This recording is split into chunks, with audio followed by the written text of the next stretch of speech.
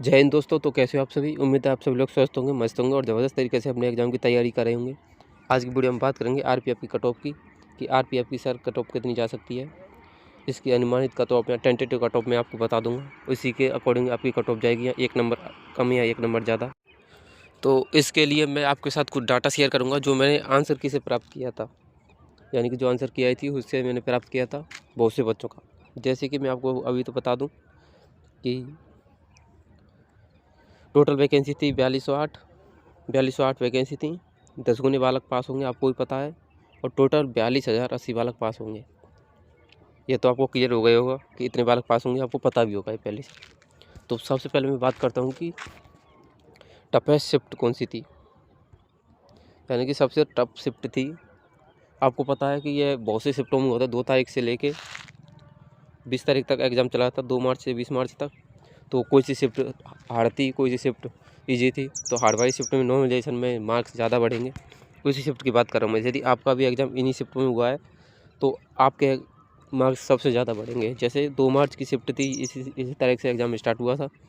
और 2 मार्च की second shift सबसे हार्ड मानी जा रही है। 2 मार्च की सेकंड शिफ्ट, 6 मार्च की फर्स्ट शिफ्ट और 16 मार्च की थर्ड शिफ्ट। यदि इन शिफ्ट में आपका एग्ज़ाम हुआ था तो आपके मार्क्स ज़्यादा बढ़ने के चांस है औरों की बजाय। तो यह टफेस्ट शिफ्ट थी। अब मैं बात करता हूँ ईजी शिफ्ट कौन सी थी। यह सबसे ईजी शिफ्ट थी। 3 मार्च की थर्ड शिफ्ट, 7 मार्च की फर्स्ट शिफ्ट और 11 मार्च की थर्ड शिफ्ट। आपको पता चल गया कि ईजी शिफ्ट कौन कौन सी थी। अब मैं बात करता हूँ मीडियम शिफ्ट कौन सी थी, मतलब कि जिसका पेपर ना कठिन आया ना सरल आया, मतलब कि लेवल का था। और इसमें नॉर्मलाइजेशन में मार्क्स बढ़ने के चांस हैं, यानी कि ज़्यादा नहीं बढ़ेंगे तो कम ही बढ़ेंगे। इसी बारे में तो बहुत कम बढ़ेंगे, 1 नंबर 2 नंबर 3 नंबर 4 नंबर। और मीडियम बारे में आपके बढ़ना मार्क्स बढ़ते हैं, 4 से 5 मार्क्स बढ़ सकते हैं। और हार्ड बारे में तो आप कह नहीं सकते।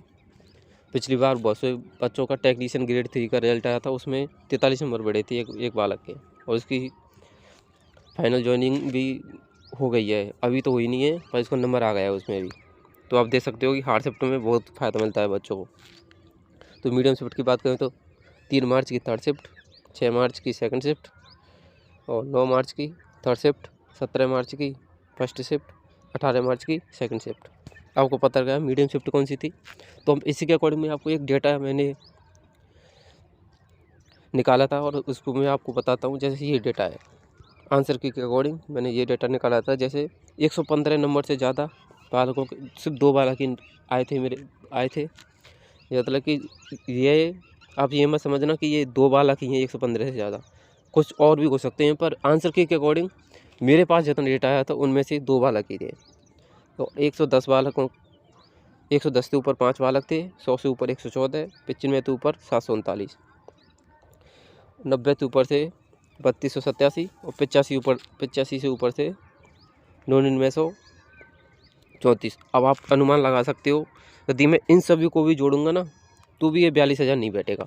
ये समथिंग 10 और 3 13, ये 14-15 हज़ार के समथिंग बैठेगा।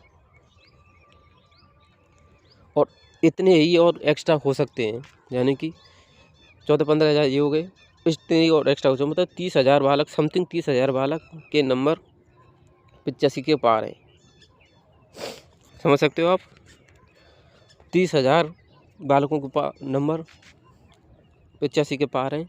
तो मतलब कि 80 के समथिंग बच्चों के नंबर आ रहे हैं सही, मतलब 80 से ऊपर नंबर आ रहे हैं जो 42,000 के समथिंग। 42,000 बालक पास होंगे ना, 42,080 बालक पास होंगे, उनके नंबर 80 प्लस बैठ रहे हैं। मतलब कि इस बात का अनुमान निकल रहा है कि यदि आपके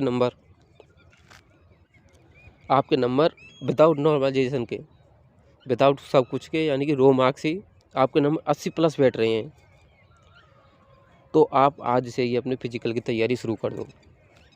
यदि आपके नंबर हार्ड शिफ्ट में, यानी कि मैंने हार्ड शिफ्ट बताई थी उसमें है आपका, और आपके नंबर 68 भी बैठ रहे हैं ना, सॉरी 78 भी बैठ रहे हैं, तो आप भी तैयारी शुरू कर दो। क्योंकि इसका फिजिकल हार्ड है, नॉर्मल फिजिकल नहीं है।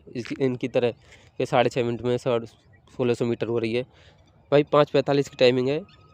रनिंग 2 3 महीने करोगे जब टाइमिंग आएगी, यदि आप करोगे तो।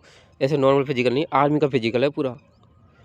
नेकी दिल में बालकों को निकाल देते हैं। खुद 50 के बैच में 50 के बैच में से 4-5 बालक ही दौड़ मार पाते हैं, बाकी बच्चे वैसे ही रह जाते हैं।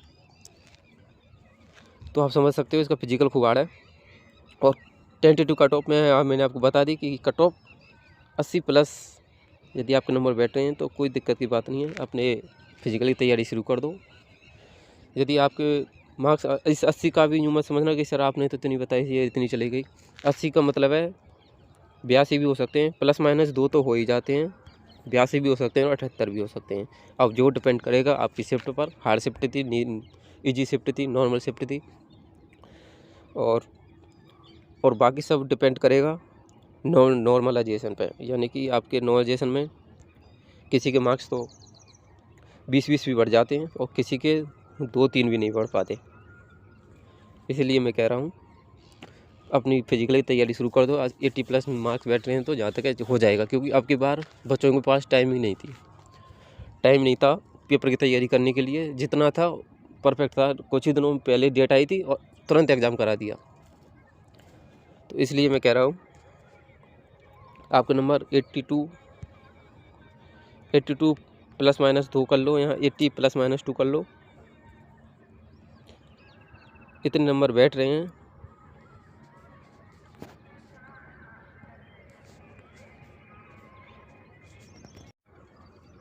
सॉरी दोस्तों, वो मैं फ़ोन से वीडियो रिकॉर्ड करता हूँ तो उधर हो जाता है।